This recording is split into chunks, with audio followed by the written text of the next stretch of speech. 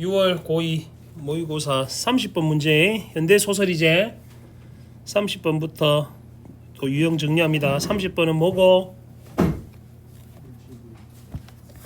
그놈의 일치부지 참 좋아한다. 일치부지는 막 비문학에서 항상 얘기했지. 어디 소설에서 어디 일치부지가 있노? 30번은 뭐? 인물의 태도 파악.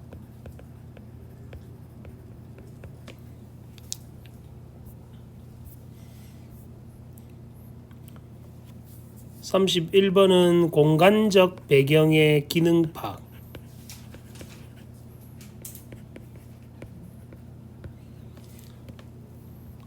인물, 사건, 배경이 소설 구성의 3요소다. 그래서 인물과 배경에 묻는 문제 나왔지. 32번은 A, B에 대한 이해, 역시 인물의 태도 파악. 소설은 인물이 중심이다. 인물에 관계해서 계속 독해 연습하시면 돼. 33번 역시 뭐 참고하라고? 보기를 참고해서 윗글을 감상하라 했지. 똑같은 문제다. 뭐고?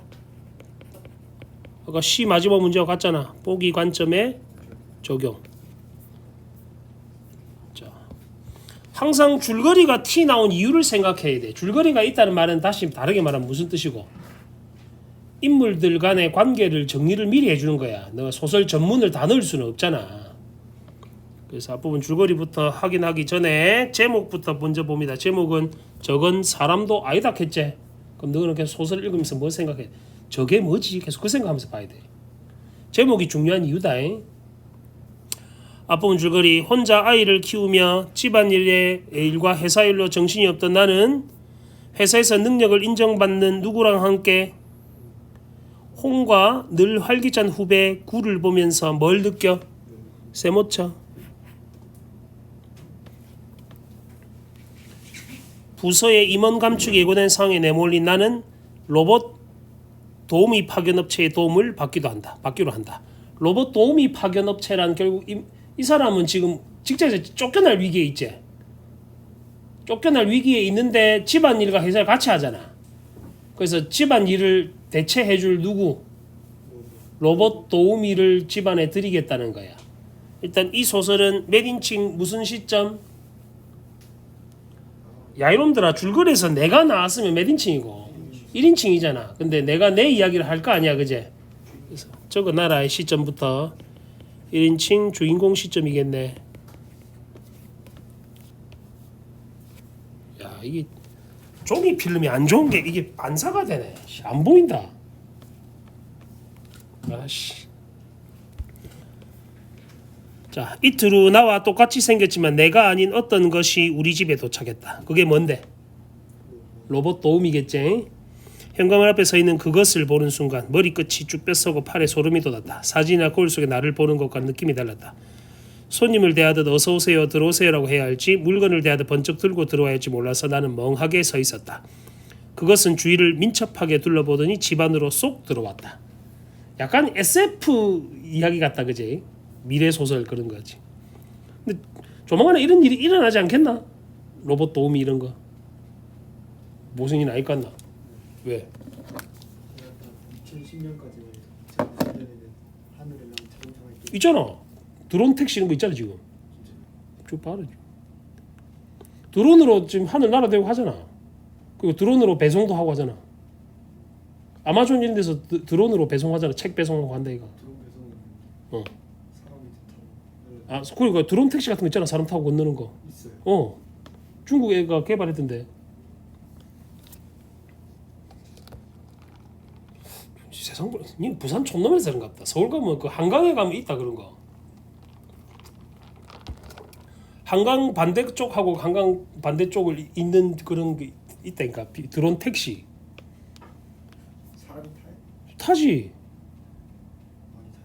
어? 많이 타요. 2명인가 지금은. 날아다니네요. 아 부끄럽다 진짜. 아 부산 촌놈들. 나 검색해봐. 드론 택시라고. 아 지금 해봐. 궁금하지?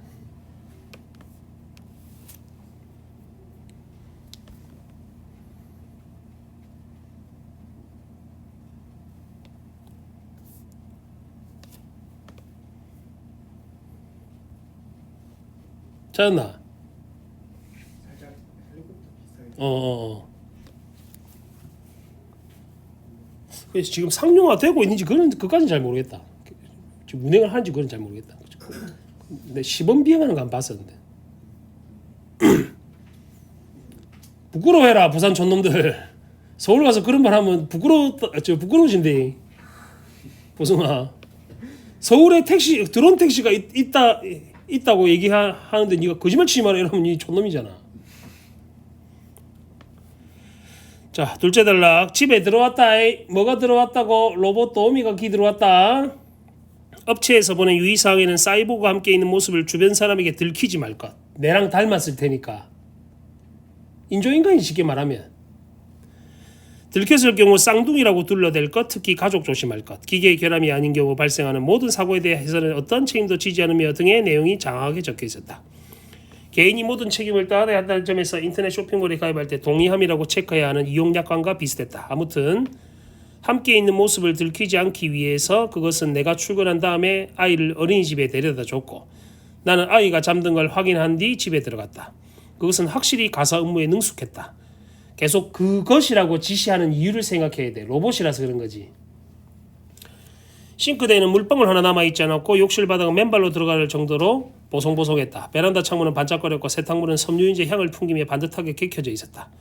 이를테면 그것은 최고의 청소 로봇이자 완벽한 식기세척기, 구김방지 스팀 기능은 물론 개킴 기능까지 추가된 세탁기였다. 요리 솜씨도 뛰어나서 한식은 물론 케이크와 쿠키까지 척척 만들어냈다. 이런 거 드리고 싶은데 괜찮지 않나?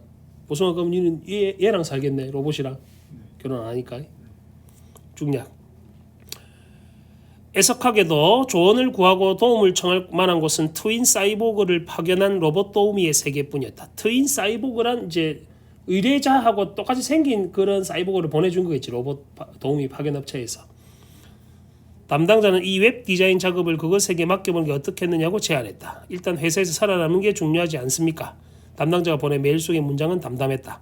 그러면 웹 디자인 작업을 로봇 이 도우미한테 부탁해본 게 어떻겠냐고 담당자가 말을 한 거야 나한테. 다음 날부터 아이를 어린이집에 데려다주는 일은 내 몫이 되었다. 그러면 누구를 보낸 거고 회사로?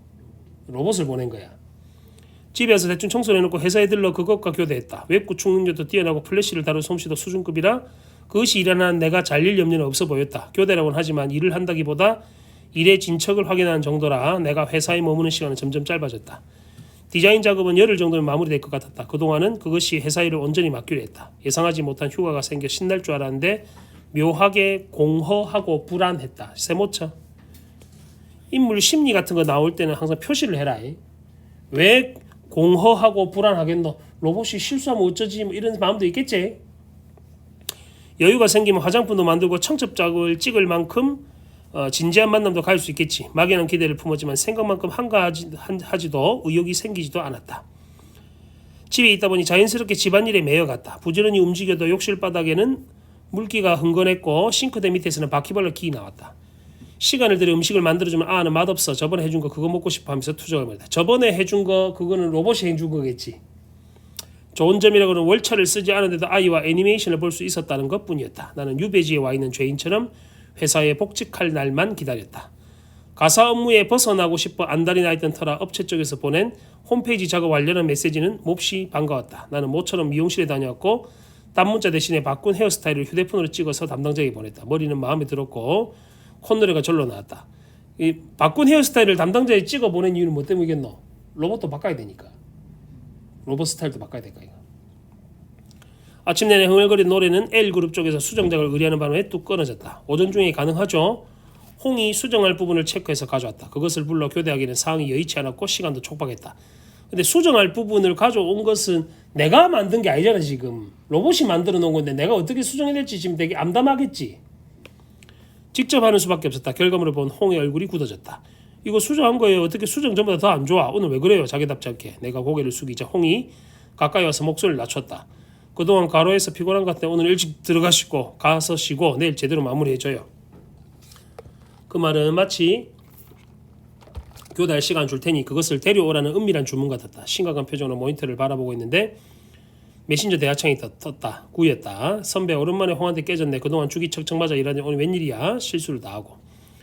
빈정거리는 구의 목소리가 들린 듯 했다. 홍에게 깨진 건 아무렇지도 않았다. 내가 속상한 건 열흘 만에 사무실에 복귀해보니 모든 게 예전 같지 않다는 것이었다. 구와 홍에 대한 험담으로 침묵을 도모했던 동료들은 나를 노골적으로 피했다. 작업에서 밀려난 동료는 보이지 않았고 다른 몇 사람도 감원 대상으로 결정됐다는 소식이 들려왔다.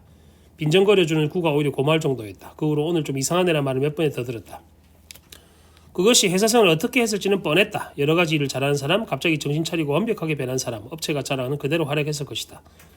몇 년 동안 일해온 것이고 함께 지낸 사람들인데 열흘 만에 쌓아온 세월이 다 와해된 기분이었다.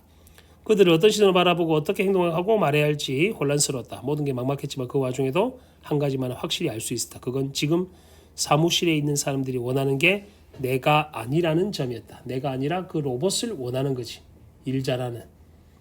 그러면 사람이 로봇보다 못하다고 느껴질 수도 있잖아요. 지금 이 사람한테는. 아주 비참한 거지. 그건 쉽게 말하면.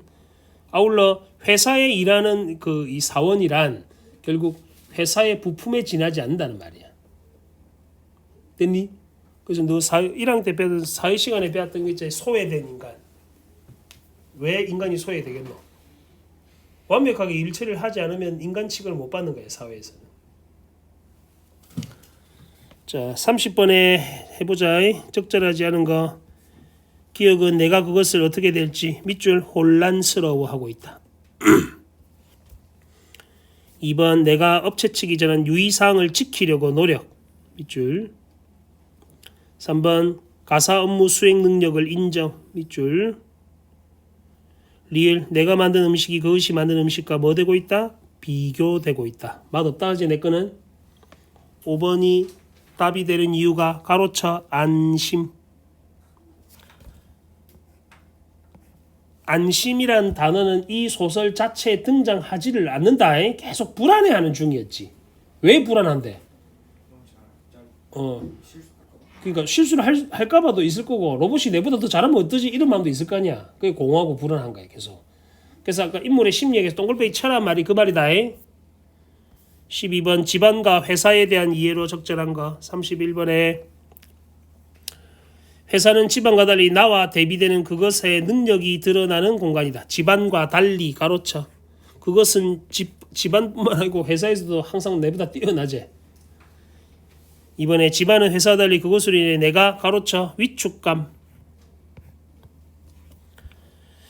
다음 31번에 3번 집안과 회사는 모두 그것을 통해 내가 문제 해결을 시도. 밑줄. 집안 문제도 그것이 해결해줬고 회사 문제도 그것이 해결해줬지. 됐나? 로봇이 다 해결해주잖아. 그래서 3번이 적절한 거다. 4번은 집안과 회사는 모두 그것으로 인해 나와 주변 사람들의 관계가 가로쳐 돈독해지는 공간. 당장 아만 봐도 내가 해준 음식은 맛없다 한다 그제? 5번 집안은 그것이 나를 필요로 하는 공간이고 회사는 내가 그것을 필요로 하는 공간. 아이고 둘 다 내가 그것을 필요로 하는 공간이지. 됐나? 그것은 나를 필요로 하지 않는다 그지? 그래서 31번은 3번이 답이 되겠습니다. 32번은 A, B에 대한 이해로 적절한 거. A는 A가 뭐였노? 이거 수정한 거예요? 수정전보다 더 안 좋아? 오늘 왜 그래요? 자기답지 않게 라는 말을 생각해 보면 1번이 답이 되겠네. 실망감, 질책. 됐니? 자 그러면 2번부터 비교해 보자. 2번에 위로 가로. 2번도 같지? 3번 설득 가로 비하 가로. B 보자. B가 뭐였나? 9가 하는 말이네. 비하하는 게 아니지. 비하하는 게 아니고 그동안 잘 하다가 오늘 왜 그래? 실수한 것에 대해서 지적을 하는 거지. 비하하는 거는 무시하는 거잖아. 4번 A, B 모두 수용하기 어려운 용어로 상대방을 시험 가로. 5번 자신의 속마음을 감춘 채 가로. 됐어? 33번 자 최근 소설에서는 공상과학물의 상상력 1번 조건 찾아라. 현대인이 처한 현실을 그린 경향이 있다. 이 작품은 공상과학물에 자주 등장하는 로봇이 인간의 역할을 대체. 2번 이런 상을 바탕으로 치열한 경쟁에 내몰린 현대인이 자신의 사회적 위치와 정체성을 고민. 3번. 자신의 사회적 위치와 정체성을 고민. 그러니까 로봇이 잘하면 사람을 거기 쓸 이유가 없지. 그지? 33번에 적절하자는 거 1번. 로봇 도우미가 등장하는 것은 공상과학물의 상상력 활용. 1번 조건이다. 그제? 2번 회사에서 살아남는 게 중요하지 않느냐는 말은 치열한 경쟁 속에 살아가는 현대인의 처지 밑줄. 3번에 외구축 능력이 뛰어나고 플래시를 다룬 손수도 수준급인 로봇은 회사에서 밑줄 나의 역할을 대체. 2번 조건이다. 4번 죄인처럼 회사에 복직할 날만 기다리는 모습은 나의 사회적 위치가 로봇의 도움으로 괄호쳐 회복. 복이 조건은 사회적 위치에 대해서 고민하는 거지. 회복이 아니고. 5번 사무실에 있는 사람들이 원하는 게 내가 아니라 생각하는 것은 로봇 때문에 나의 정체성이 위협. 밑줄. 나의 정체성이 위협. 그래서 이 문제들을 너가 잘 보시면은 1, 2, 3, 5번이 다 보기 세 가지 조건에 포함되는 것들이잖아. 그래 풀면 안 틀린단 말이야. 문학은. 여기까지 됐니?